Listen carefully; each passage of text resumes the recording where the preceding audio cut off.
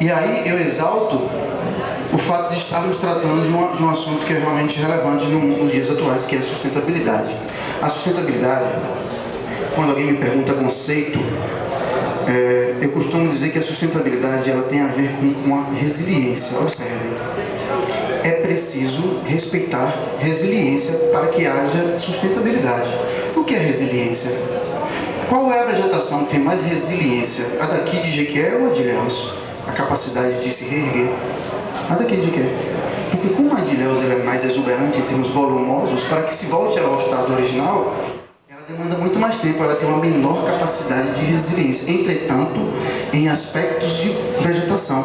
Já em aspectos relacionados a alguns agentes físicos, por exemplo, precipitação, solo, tem um ecossistema com capacidade de resiliência superior aos ecossistemas de Jequié.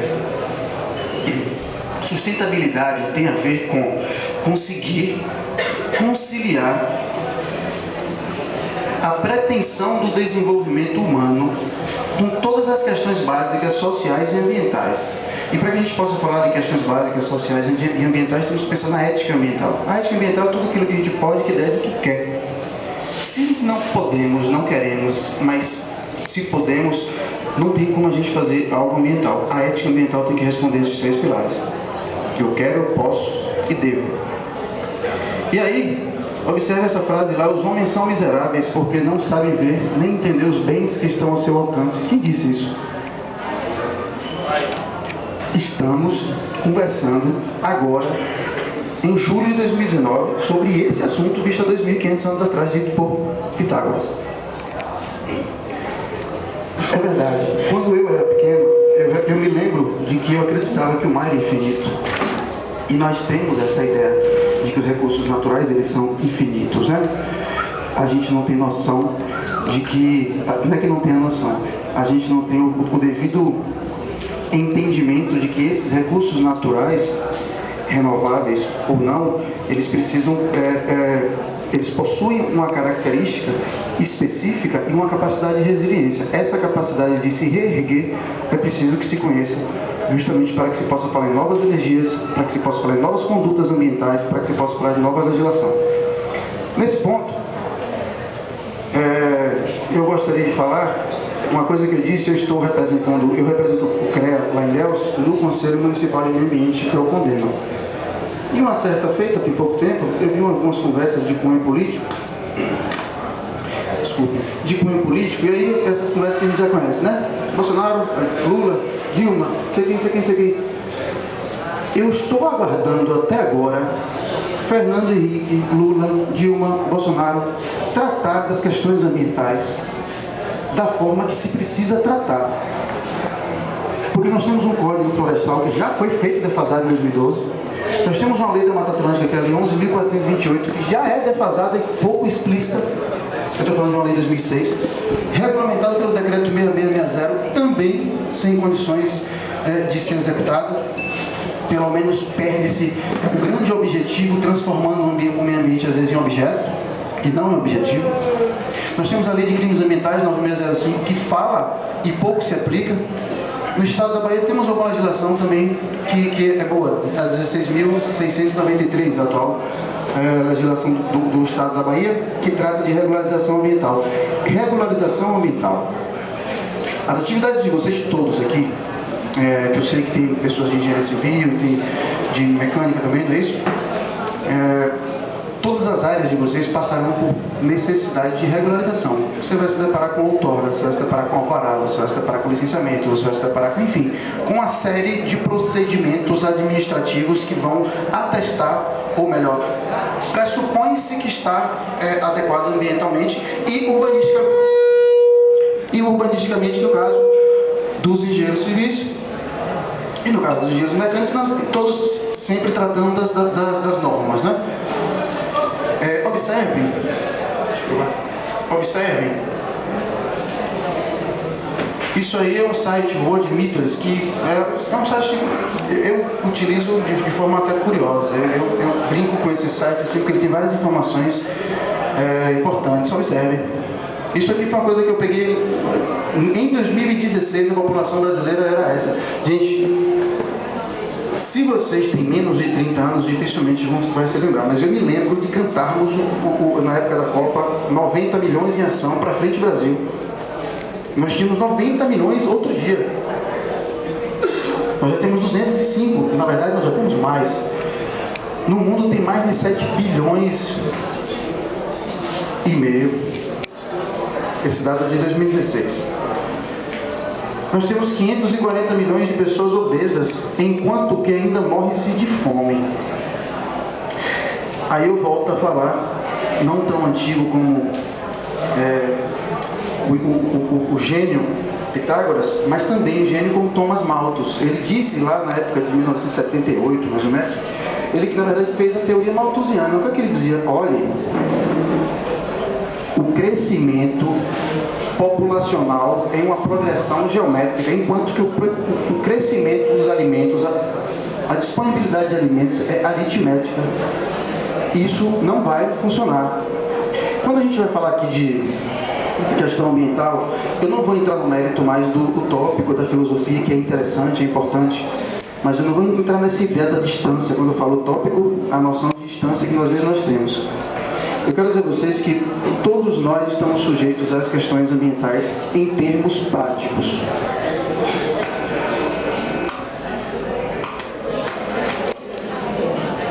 O que vocês acham que seria o principal ponto legal acerca do zelo, do controle ambiental no Brasil? Qual seria o nosso maior marco?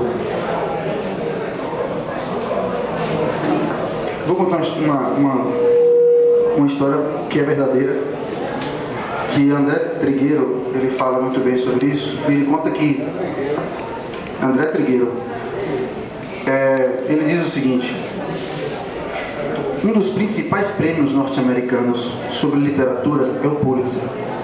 E tem um livro, engraçado que eu vi isso no YouTube, eu gosto muito de me divertir no YouTube assim, mas até final de semana, tomando um vinho, fazendo alguma coisa, assisto algum vídeo assim. E esses vídeos eu já tinha assistido, mas não sabia de quem era. Jared Diamond. Ele foi considerado, ele foi condecorado com esse prêmio do Pulitzer, que é um dos prêmios principais, se não for o principal norte-americano, que trata exatamente do seguinte tema, título: Armas, Germes e Aço. Se vocês ainda não assistiram, assistam. Vale muito a pena. É o momento de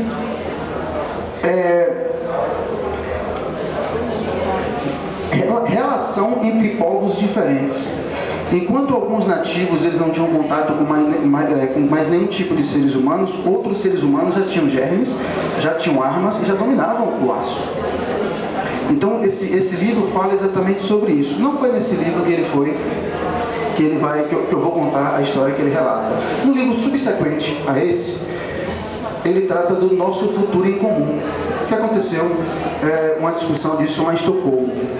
E ele fala sobre algumas civilizações que colapsaram, se encerraram. Eu vou contar para vocês fatos verídicos. Vikings, maias, astecas, não temos mais essas civilizações, não é? A ilha de Páscoa, localizada na Polinésia, próximo a 3 mil quilômetros do Chile, a ilha de Páscoa, todo mundo aqui conhece a ilha de Páscoa? Todos conhecem. Já viram uns totens? Uma ilha que tem vários totens, que todo mundo achava que aquilo era de extraterrenos. A ciência já descartou a possibilidade de serem seres extraterrenos. Aquilo fazia parte de uma cultura da ilha de Páscoa. Observe. Aqueles totens, como é que se descobriu isso? Aqueles totens, eles eram colocados para dar representatividade, pujança às famílias. As famílias que possuíam os totens mais altos, tanto nos morros como por altura dos totens, elas eram as famílias tidas como as famílias de maior condições, enfim, de recursos, né? Não vou entrar em financeiras porque não tinha dinheiro à época, mas eram as famílias principais em termos de representatividade. Isso, durante os anos que foram sendo utilizados os recursos naturais para a fabricação, não apenas a fabricação dos totens, que são pedras, Mas o meio de transporte naquela época eram toras de madeira. E para se fabricar os totens, tinha que usar uma quantidade de madeira significativa. Com o uso do carbono, consegue-se fazer esse estudo, essa comprovação do que eu estou falando para vocês, de modo gradativo. Começou-se a observar, nos estudos relacionados à história desses totens, que determinado momento dessa civilização que residia na Ilha de Páscoa, o consumo de recursos naturais foi tão superior à sua capacidade de resiliência de se recuperar, que começou a exaurir, começou a não ter mais madeira na ilha. A gente tem a dificuldade de enxergar que o mundo é finito, né? Imaginemos uma ilha. Se a gente imaginar uma ilha para 2 pessoas, dá para a gente passar um bom tempo, né? Mas se a gente tiver uma ilha com 2 milhões de pessoas, uma ilha pequena, nós imaginamos que o consumo vai acabar com a capacidade. O consumo será mais rápido, como já dizia Malthus, do que a sua capacidade de resiliência. Com isso, com a retirada da vegetação, a fauna começou a sumir. As águas começaram a secar, porque quem faz a manutenção tanto das bacias como das microbacias os principais são a vegetação.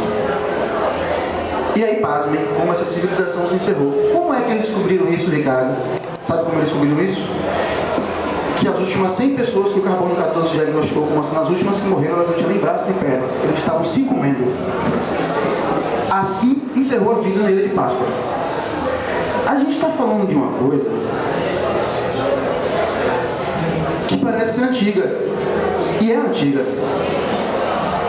O furacão Katrina chegou nos Estados Unidos, e aí, passados alguns dias que o furacão passou, as pessoas foram se reunindo em áreas públicas, não foi isso? E um dos locais que as pessoas mais utilizaram como habitáculo, como área de abrigo, foi o Superdome, que é um estádio gigantesco dos Estados Unidos, e várias pessoas ficaram alojadas lá, recebendo ali alguns cuidados. Então, passados 3 dias, passados 4 dias, começou a ter o zum. Olha, eu soube que não vai demorar 10 dias, eu soube que é mais. Passados 12 dias, 13 dias, diques rompidos, sem água, sem energia, sem alimentação, sem estrada. Aí tem um ditado brasileiro que fala assim: farinha pouca, meu pirão primeiro. Todos nós somos assim. Eu sou assim. Eu sou apaixonado por caranguejo. Se chega um caranguejo na mesa, pode estar minha mãe, eu pego o maior para mim. Não interessa. Se você pedir uma porção de comida, você pega a primeira. Nós somos assim. Imagine o desespero. Passaram-se 15 dias, passaram-se 20 dias. Existem relatos oficiais de casos de estupro, assassinato, crimes bárbaros cometidos por pessoas que estavam desesperadas. Faltou um pouquinho para a gente ficar desse jeito na época da greve dos rodoviários. Nós estávamos correndo, não sei vocês aqui, nós estávamos correndo para conseguir comprar água na frente dela. Quando eu ouvia meu vizinho falando que ia comprar água, aonde? Ali não sei aonde, só tem 10, eu quero as 10. Eu não quero saber se você vai comprar mais nenhuma. Nós entramos em colapso muito fácil. Nós não temos a organização humana de paridade. Observe como somos frágeis. Observe que não precisa que a gente viva na Ilha de Páscoa para que as questões ambientais elas sejam observadas. Coisas poucas. Qual é o grande lance, na minha opinião, de dizer assim, vamos nos livrar do petróleo? Não se faz esse tipo de coisa do dia para a noite, né? Estamos falando de uma matriz que já existe desse formato, de uma fonte já entranhada nas áreas. O que nós precisamos começar a pensar, na minha opinião? Diversificar, dar mais autonomia para as propriedades, que as propriedades elas possam produzir mais, que tecnologias elas possam ser utilizadas. Eu estava na apresentação do trabalho de conclusão de curso na quinta-feira, de um orientando de um amigo meu, e um dos membros da banca, o professor Marcelo Cassiano, ele fez a seguinte pergunta para o aluno. O aluno conseguiu chegar ao diagnóstico de que o brasileiro gerava 500 quilos de construção, de resíduos de construção civil por ano. Cada brasileiro geraria isso. E aí ele chegou à constatação de que Na Alemanha, gasta-se 150 quilos por ano. E o professor perguntou, por que essa diferença? A diferença é simples. O pensamento ele é bem básico. Eu não vou conseguir aqui, de fato, listar um único aspecto. Mas o principal é certamente o fato de que os alemães eles não possuem a quantidade de recursos naturais que nós temos. Então, se a gente quer fazer construção de casa, a gente só compra areia. Se você quiser fazer construção de casa em países que não possuem uma quantidade abundante de areia, você vai usar o quê? Resto de material de construção civil, como agregado. Você vai utilizar o quê? Outros produtos que não são, que não podem ser perdidos, produtos artificiais. O grande lance, o grande problema, ao meu ver, é a nossa condição de entendimento de que a ideia de infinito, de que não acaba e acaba. E quando se fala disso, sobre recursos naturais, e se pensa como e qual é a tendência da engenharia acerca, na minha visão, da utilização dos recursos naturais. Bom, eu vejo que nós temos uma mãe, em termos de norte, que é realmente, eu diria que perfeito. O artigo 225 da Constituição Federal Brasileira. Olha bem, parte a parte. Ele diz que todo mundo tem direito ao meio ambiente ecologicamente equilibrado. Bem de uso comum de todos e essencial à sadia qualidade de vida, impondo-se ao poder público e à coletividade o dever de protegê-los e preservá-los para as presentes e futuras gerações. Olha, bem de uso comum de todos é praia, é rio. São coisas que você não tem como comprar, não é seu, mas você pode defender. E nós não temos obrigação institucional ou constitucional de esperar que o poder público tome atitudes, não. Cabe à coletividade. Aqui estamos representados em coletivos, em coletivo. O dever constitucional de mais do que proteger, preservar. Olha, a preservação é maior do que a proteção. Prova disso que as unidades de conservação do tipo de proteção, né? Você tem a APA, é um tipo de unidade de conservação do tipo de uso sustentável, onde você tem uma área de proteção ambiental. Quando você vai falar de APP, a área de preservação permanente é ainda maior, o rigor do uso. E nós temos o dever de proteger, ou seja, usar de modo sustentável aquilo que é utilizável e preservar aquilo que não é utilizável. São casos das áreas de preservação permanente já estabelecidas pelo o Código Florestal de 2012. Temos ainda a Política Nacional de Meio Ambiente, desde 81, que trata já do licenciamento da regularização ambiental. E aí, o que é que tem que ser feito de modo objetivo? O que é que não é nem que se tem feito, é muita pretensão mesmo falar isso. Mas o que é que o mundo tem se discutido em termos de formas de otimização desses processos? Bom, a realidade aumentada já é uma tendência, na verdade não é nem tendência, já está sendo utilizada pra caramba. Eu vou fazer 10 anos que eu estou na faculdade e tem 2 anos seguidos que todo mundo fala em BIM. Quem ainda não conhece, procurem saber, que é um software utilizado justamente para compatibilização de projetos. Você consegue compatibilizar projeto hidráulico, eu estou falando da parte de construção civil, mas você consegue compatibilizar projeto hidráulico com elétrico, com estrutural, com arquitetônico, você consegue compatibilizar todos. Essa é uma tendência, a utilização cada vez maior de realidade aumentada, ideia do 3D, entendimento, visualização, verificar se aquilo, por que isso? Por que isso se torna sustentável? Porque diminui o desperdício, não é? Observe. Se você está olhando e você vai dizer, é isso que eu quero, está falado.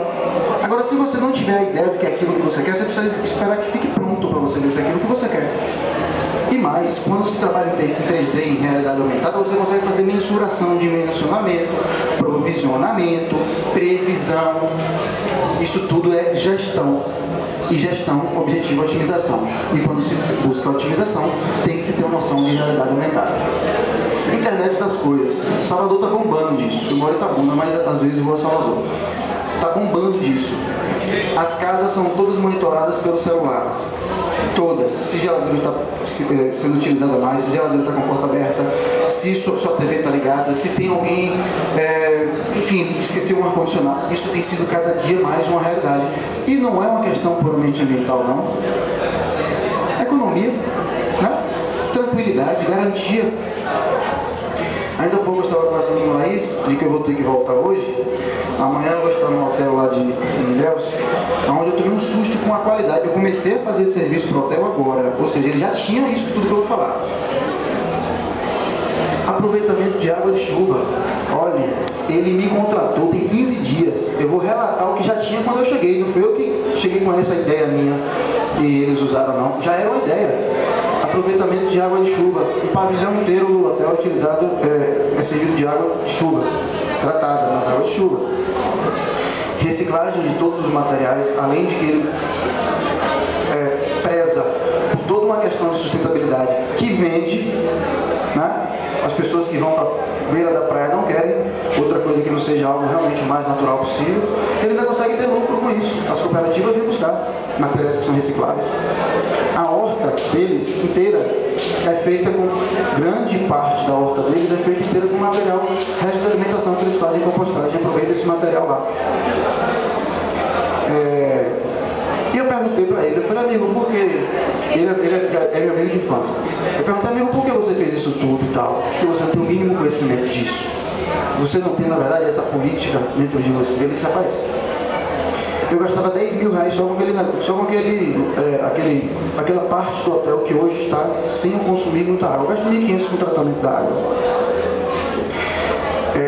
Eu consigo fazer o pagamento do meu próprio funcionário e mais uns 3 que cuidam dos meus serviços gerais com o material que eles cuidam, reciclam, a gente reaproveita. E eles fazem mais um monte de coisa no hotel.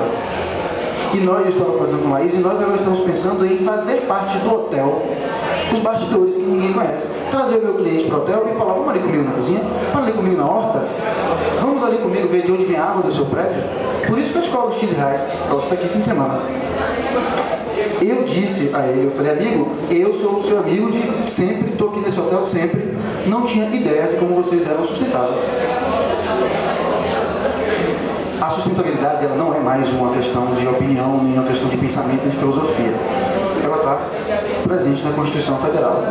Então, os projetos sustentáveis, eles já devem acontecer, já desde a Política Nacional de Meio Ambiente, lá de 1981, já se prevê a utilização de projetos que seriam sustentáveis. O que é que nós fizemos desde 2011 lá no Conselho Municipal de Ilhéus? Aí quando eu falo nós fizemos, eu não fazia parte do Conselho enquanto conselheiro, eu fazia como convidado, ouvinte, que nos dá também condição de participação. Ficou determinado que todos os edifícios no município de Ilhéus, acima de 10 unidades habitacionais, precisam ter projeto de captação de águas pluviais. É por uma questão puramente ambiental? Não.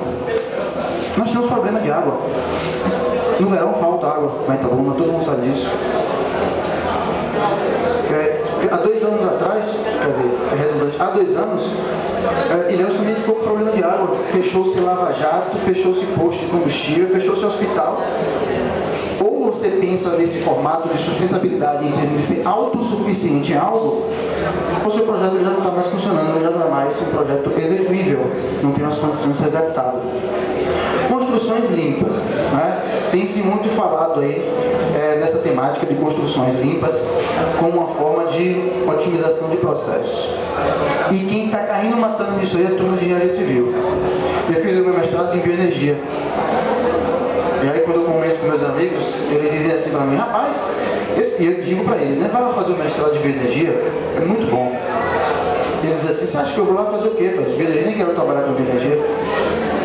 Eu era o único engenheiro ambiental da sala, único. Na minha turma eu era o único. Tinha vários enfermeiros, um monte de engenheiros civis, com uma visão completamente horizontal, em termos de perspectiva. Saíram dali colegas meus que hoje dimensionam aterros sanitários, que fazem parte do planejamento estadual acerca do saneamento básico do Estado. Essa é uma tendência já agora, desde já. Diversidade. Bom, diversidade, quando se pensa em inovações acerca da engenharia, gente, nós temos que buscar na engenharia sempre opções. E as opções, na grande maioria das vezes, elas não são aquelas primeiras que nós achamos. Deixa eu fazer uma analogia. Simplória, para vocês entenderem. Quem acertar vai tirar 10 pontos na disciplina de professora Laís. Qual é, brincadeira, quando você digita no Google, se você digitar no, como é seu nome, meu amigo? Eduardo. De quê? Gomes. Se você digitar no Google, Eduardo Gomes, qual é a ordem que aparece no Google? Por que Eduardo Gomes aparece o primeiro? Vamos lá. Se você digitar no Google, vamos lá, Pitágoras. Por que a faculdade de Pitágoras vem antes da resposta de quem foi Pitágoras? A parte comercial? Está levando 10 pontos aí, viu, Laís? Porque é o seguinte, todo site que possui .com, ele é um site comercial. Ele tem fins lucrativos, assim como o Google. Minha empresa fez um site, a F Ambiental. A gente está até fora do ar, tem um ano mais ou menos. Mas quando nós fizemos o site, a Google mandou um e-mail. Deseja aguçar as fontes de pesquisa, ou seja, se alguma pessoa digitar em ambiente Léus, deseja que a sua empresa seja a primeira a aparecer? Entende isso? A mesma coisa se dá quando se busca diversidade acerca das temáticas ambientais, das formas de se trabalhar. Onde eu quero chegar? Não devemos ter a primeira opção como a principal opção. Se fôssemos acreditar nos sites, não teríamos sites, então, puramente seguros. Mas, Ricardo, seu site não é seguro, não? Mas quem está dizendo sou eu. Você tem que pesquisar num site que seja .gov, .org, .edu, .br. A mesma coisa está com as opções para que elas sejam sustentáveis. Lá no condomínio onde eu moro, Itaúna, tem-se uma ideia, realmente uma conduta ambiental maravilhosa. Respeitamos todas as áreas de preservação permanente. Nós criamos peixe lá no lago para volta e meia essas crianças fazerem pesca e paguem. Não paga, até porque devolve. Mas a gente faz pesca e paga para a criançada. Nós temos alguns animais lá. E volta e meia aparece. Hoje, quando eu estava para cá, apareceu uma cobra. Sempre aparece cobra no condomínio. E aí um ponto que eu quero falar sobre a questão da diversidade. Por que surge cobra lá no condomínio? Porque não foi feito um correto monitoramento da fauna no momento da supressão da vegetação nativa. Quando se fala disso, o empreendimento nosso que eu acompanho lá no Mel da Cidadela, nós fazemos até hoje 2 anos fazendo acompanhamento de fauna. A fauna retorna, eu preciso da opção. Não adianta a primeira opção de simplesmente empurrar essa fauna para lá, passar por cima com a máquina que não volta. E vou dizer mais, se você der a sorte de que essa fauna que retorna for realmente uma das espécies que esteja em lista de extinção, tanto de flora como de fauna, você acabou de acabar com o seu empreendimento. Porque elas possuem normas específicas e você não consegue fazer o controle disso. Gente, a responsabilidade ambiental ela é muito grande. Compete a nós fazermos tanto engenharia reversa, não é isso? Ou seja, como é a engenharia reversa do meio ambiente? Aprender com quem está acertando. Aprender com o Japão, aprender com China. China não tem conduta ambiental correta não, mas tem conduta tecnológica. Vamos aprender com a tecnologia dele e aplicar ambientalmente correto, de algum modo. Aqui no Brasil eu tive a sorte que poucos tiveram no Brasil, de assistir uma palestra do professor Jordão, que é uma das maiores referências do mundo acerca de efluentes. Eu dei a sorte de estar nessa palestra dele. E Jordão já dizia, o brasileiro, ele tem problema em renovabilidade de recursos naturais. Você quer ver? Se eu instalar uma máquina aqui agora chamada Estação de Tratamento de Efluentes Eletrolítica, que você passa esgoto bruto, efluente do banheiro, sai daqui do banheiro, passa aqui, você bota o seu copo aqui e consome, ou você faz assim, ou você não consegue viajar de navio por 60 dias, porque só tem uma estação no navio. Ou você faz isso em alguns navios, em algumas embarcações, ou você faz isso, ou grande parte do ano você vai ficar sem consumir nada, porque na Alemanha congela, o norte fica 50% do ano congelado. Você não tem a opção de onde tirar água, não é que você não tem. Nós só temos essa condição de não inovarmos na engenharia, ou melhor, de não aceitarmos as inovações na engenharia, porque é cômodo. Mas no momento que começarmos a perceber que realmente nós precisamos ter uma conduta coerente, nós vamos entender que Itabuna não precisava construir uma barragem lá em Itapé. Captava a água do Rio Cachoeira. Estou na beira, mas não pode, não tem condição, não tem viabilidade financeira, tem até técnica, mas não tem viabilidade financeira. Toda hora dá curto quando ele toca uma mão na outra. Então, gente, na minha opinião, e eu peço que isso sirva como reflexão para vocês, o principal aspecto que deve ser observado como inovação na engenharia, na minha opinião, chama-se cultura. Nós precisamos ter uma cultura diferenciada. Nós precisamos ensinar os nossos filhos a ter, porque senão eles vão passar por problemas de racionamento gravíssimo, severo.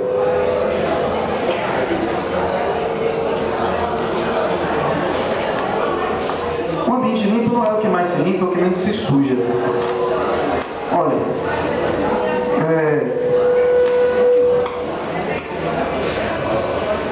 existe uma definição de meio ambiente que eu vejo que é a definição mais coerente de todas, a de Sanches. Ele considera que o meio ambiente ele é multifacetado. O que é isso? Tem diversas faces, né? Você tem uma face, você tem uma face. Eu estou falando de uma face racial, estou falando de uma face de cultura, uma face, enfim, multifacetado, maleável. Por que maleável? Porque o seu meio ambiente é diferente do meu. Você mora num lugar, eu moro num lugar separado, então ele é maleável. E quando ele é maleável e multifacetado, ele passa a ser individual. Então, o meio ambiente, a definição de meio ambiente, ela é uma definição que depende muito do que você entende como sendo meio ambiente. Nós estamos aqui no meio ambiente. Certamente estamos. E o que precisamos fazer é a alteração, a mudança do pensamento, para que a nossa cultura possa ser uma cultura de rotina sustentável e não apenas de sanções que são administrativas e materiais acerca da busca pela sustentabilidade. Agradeço a todos vocês pela oportunidade de falar. Peço desculpas de que eu não vou poder ficar até o final, vou voltar para Itabuna. Espero que vocês me convidem para estar de novo com vocês aqui. Foi uma honra estar dividindo com vocês. Um abraço.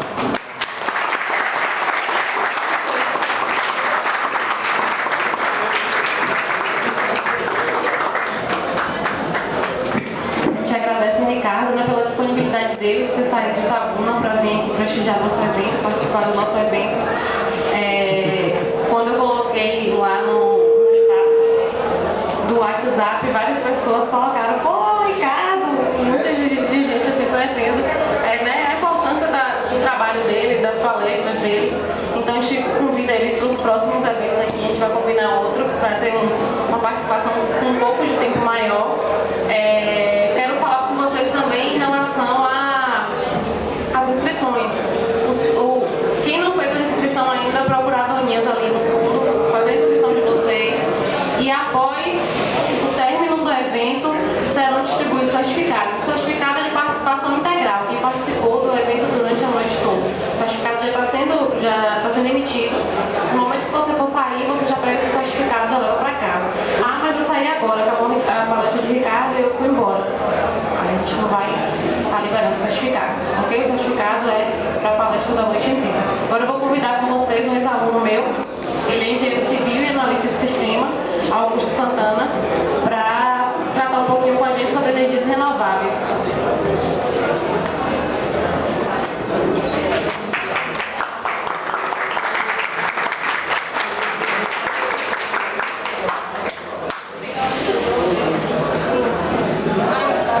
Boa noite a todos.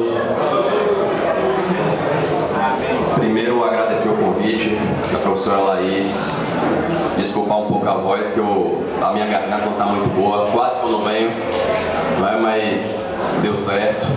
Parabenizar aqui o nosso engenheiro ambiental, excelente palestra. Acrescentou muito a todos nós. Então, Laís já me apresentou, eu sou Augusto, engenheiro civil e analista de sistemas também.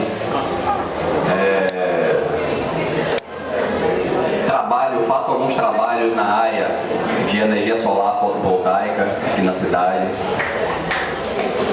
Então, a gente vai trocar uma ideia bastante prática, na verdade, sobre algumas energias renováveis e com a ênfase nessa parte aí da energia solar fotovoltaica. Se alguém quiser perguntar alguma coisa, a gente vai estar à disposição. para tirar as dúvidas.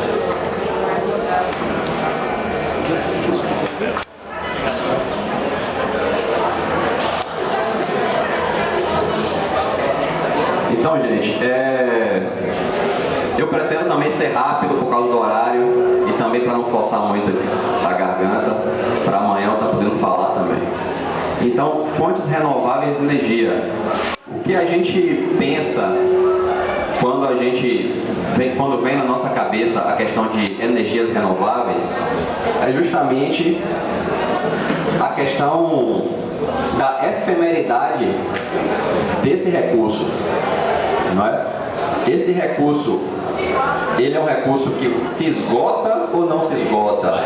Ou se esgota a curto prazo ou a longo prazo? É isso que faz a gente diferenciar o que é uma energia renovável do que não é uma energia renovável. Um exemplo disso é o petróleo. Todo mundo sabe que não é uma fonte de energia renovável, porque as fontes de petróleo, não é? Elas vêm de milhões de anos, estão sendo consumidas rapidamente e daqui a pouco tempo a gente não vai ter mais essa fonte de energia para gerar uma série de coisas que a gente usa hoje, né? Combustível, etc. É por isso que hoje se investe tanto em outro tipo de energia para mover os veículos, porque o petróleo hoje é um grande problema mundial. Então, quem detém hoje bacias de petróleo, não é, defende a unhas e dentes os países que têm, porque realmente é muito valioso, porque as fontes estão se esgotando. Então, a energia renovável são aquelas capazes de se manter disponíveis durante um longo prazo. Essa é a diferença da renovável para a não renovável, principalmente. Então, existem vários tipos. Aqui a gente cita alguns, né? Quem quiser acrescentar mais algum, fique à vontade também. Nós temos aí a eólica, né? Eu vou citar aqui alguns exemplos da eólica, principalmente no nosso estado, da Bahia.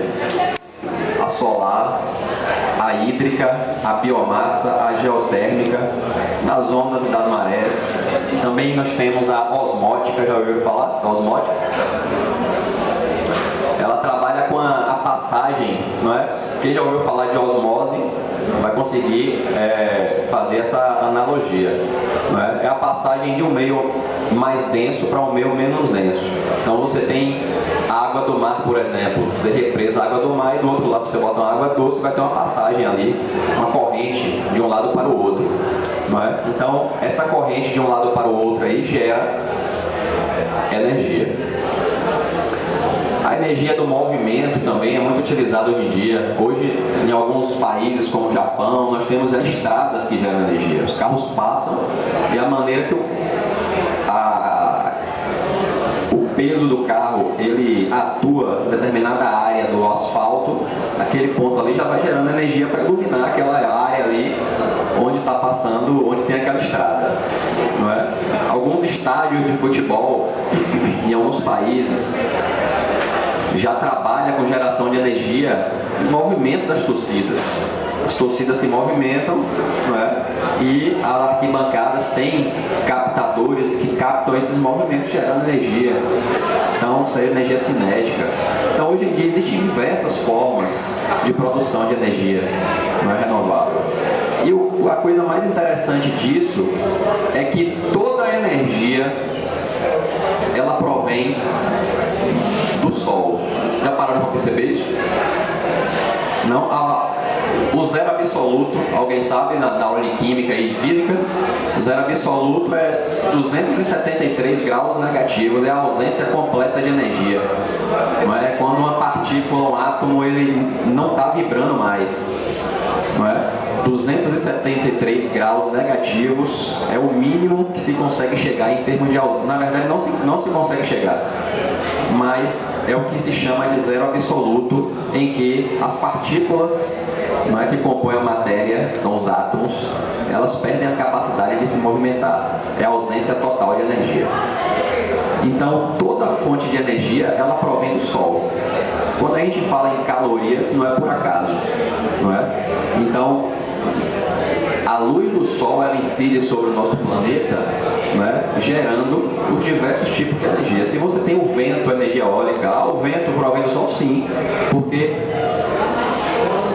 a massa de ar ela se movimenta de acordo com a diferença de temperatura. Um lugar mais quente para um lugar mais frio. Não é verdade? As marés, da mesma forma. Não é assim?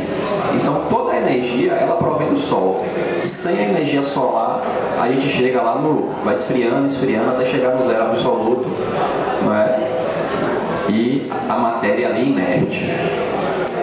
Quando a gente come algum alimento, todo alimento que a gente come, ele vem ou de origem ou vegetal ou animal. Se vem da origem vegetal, aquela planta ali, ela absorveu a energia do Sol. Então a energia que nós estamos consumindo ali, que a gente chama de calorias, como eu disse, não é por acaso, é porque é a energia que provém da fonte solar.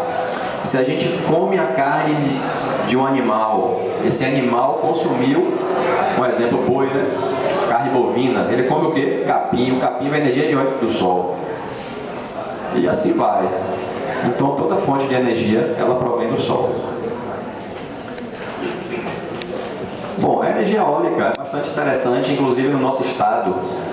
Nosso estado já é um dos maiores produtores de energia eólica do Brasil. Não é?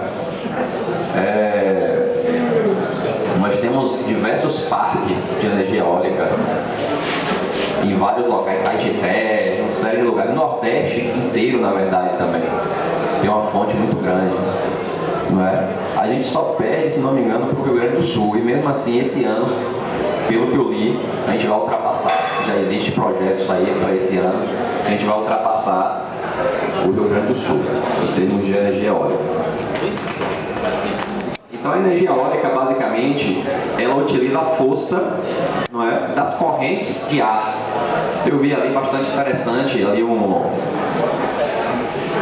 alguns exemplos ali de utilização da energia eólica, não é, aquelas pás ali que vocês fizeram como trabalho para apresentar, e bastante interessante.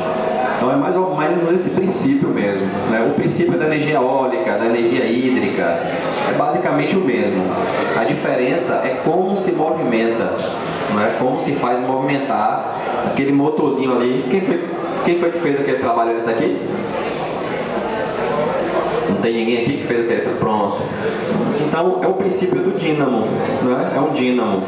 A gente sabe que se nós temos uma bobina, e nós fazemos por essa bobina passar uma corrente eletromagnética, não é? A gente vai ter uma movimentação de elétrons. E a gente, com essa movimentação de elétrons, é justamente a energia elétrica que a gente chama. São os elétrons se movimentando. Então essa energia aqui que está ligando essas lâmpadas, não é? São elétrons que estão circulando, não é? Em um circuito elétrico, um condutor elétrico. Então os elétrons saem de um lugar e vão para o outro, e nesse movimento do elétron se gera a eletricidade. Então basicamente, não é?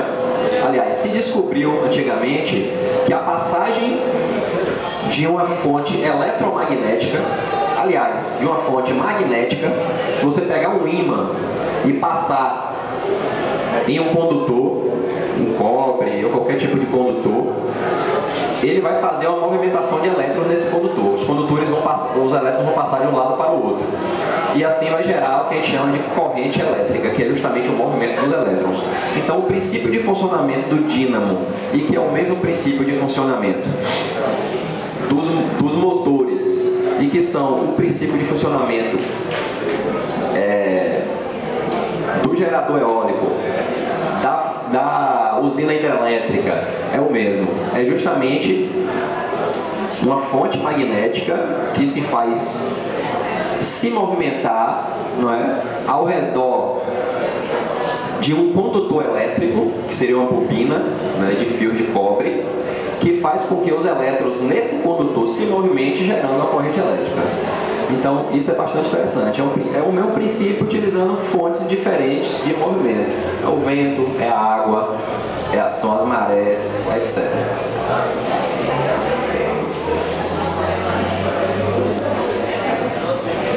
Então, isso aqui é um desenho bem simples de um gerador eólico, não é? Nós temos ali a hélice dele, as pás, não é? Temos ali um multiplicador que aumenta a velocidade do giro, funciona como se fosse uma marcha de carro, não é? São as polias ali que pegam a velocidade. Quando a gente vê uma hélice dessa de um gerador eólico girando, a gente vê ela devagar, né? A gente não sabe como gira tão devagar, como é que gera tanta eletricidade. Porque ali dentro desse multiplicador de velocidade existe uma série de engrenagens, né, que faz com que um movimento pequeno se transforme em um movimento grande, gerando ali o movimento necessário para a produção da energia. E assim, esse gerador eólico, ele gera uma corrente ali na sua matriz, né, na sua turbina, ali ele gera uma corrente contínua. E aí há necessidade de se inverter essa corrente para uma corrente alternada, que é a corrente que a gente usa nas nossas casas. Alguém sabe explicar para mim qual a vantagem? Por que a gente usa corrente alternada e não contínua? Alguém poderia?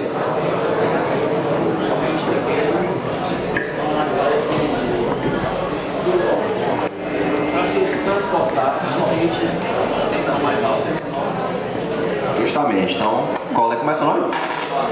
Eduardo. O colega Eduardo ali explicou de forma brilhante.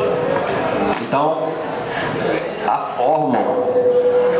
fórmula da potência é potência igual a voltagem vezes corrente, não é isso? Já estudaram isso em física? Não é? P igual a VI, potência igual a voltagem vezes corrente. Então, quando você tem uma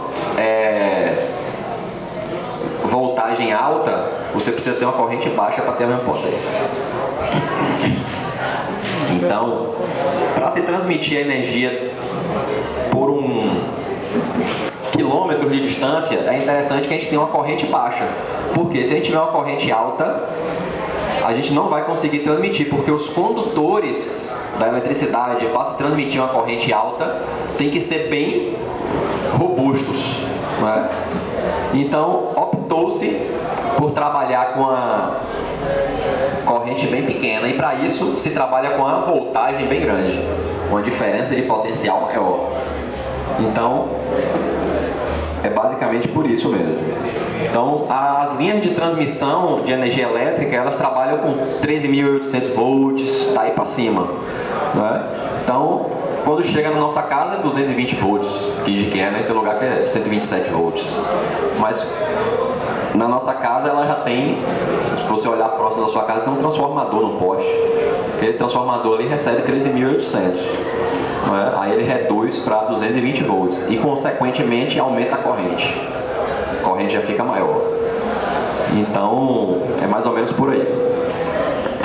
Aqui é um outro desenho do princípio de funcionamento, de uma pá eólica, de um gerador eólico. Esses geradores, vocês já viram um gerador desse em algum lugar, um parque eólico? Já, né? Às vezes a gente viajando aí pela BR-116, a gente vê também uns caminhões passando, com algumas pás, alguns motores, não é? Essas pás aí, elas têm em média 80 metros de comprimento. E um gerador desse ele tem 100, 140, até 180 metros de altura. É bastante grande. Então, eu já participei de uma palestra com um engenheiro que trabalhava montando esse tipo de equipamento. Para montar esse tipo de equipamento, eles precisam de um guindaste. O guindaste é tão grande, não é? Que precisa de umas, se não me engano, ele falou que era 8, mas era de 8 a 10 carretas só para transportar os pedaços do guindaste. Tem que montar no local, que o guindaste, o entre-eixos dele tem 10 metros. O guindaste ele não consegue ir montado até o local. Então ele tem que ir as partes para ser montado lá, para lá poder fazer a montagem desses equipamentos, que são bastante altos. Então, ó, nosso estado hoje tem 156 parques, não é, com 3.927 megawatts de potência. 38 parques em construção ainda e 47 construção ainda não iniciada. Então, a tendência é a Bahia ser o primeiro lugar do Brasil em produção de energia eólica. Agora, a energia eólica ela tem vantagens e também tem desvantagens.